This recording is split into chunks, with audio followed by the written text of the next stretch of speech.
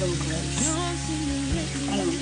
Alam nyo kasi, pag kumukuha ako ng tubig, is lagi ako nakapasok. Kasi hindi na itatama sa loob ng baso. Yung kamay, pag ginanong ko, nag-press ako dun sa water, dun sa hot water, dito yung napupunta yung tubig, yung bilis sa loob. So ngayon, try natin mag-practice ako kung kaya kong i-shot dito yung tubig. Tignan natin. Kasi lagi ako nakapasok. Practice na kaya. Tignan natin kung kaya kong i-shot.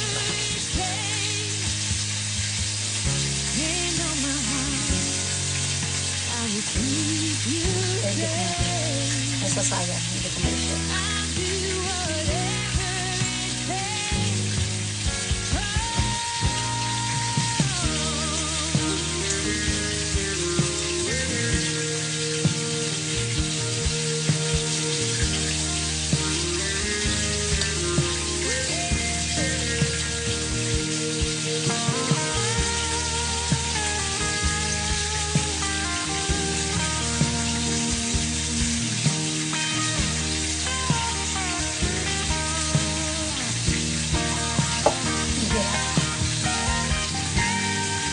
Ang hirap i-shoot.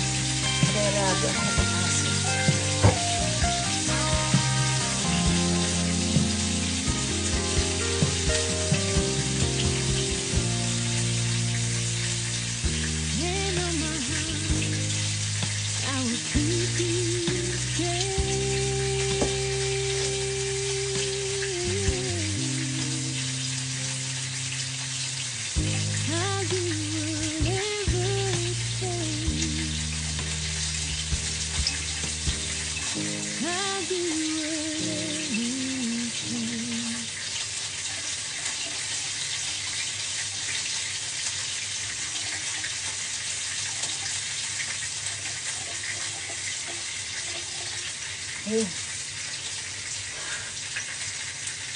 Pero, ang dami natapon.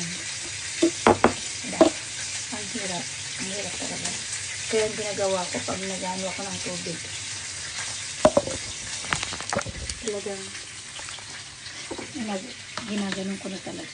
Ganon na talaga. Ganon na pagkuha ko. Hindi na yung ganito. Ginaganon ko na. Kasi lagi ako nakapasok talaga. Oh my gosh. Ang hirap talaga. Sige na guys, tinesting ko lang.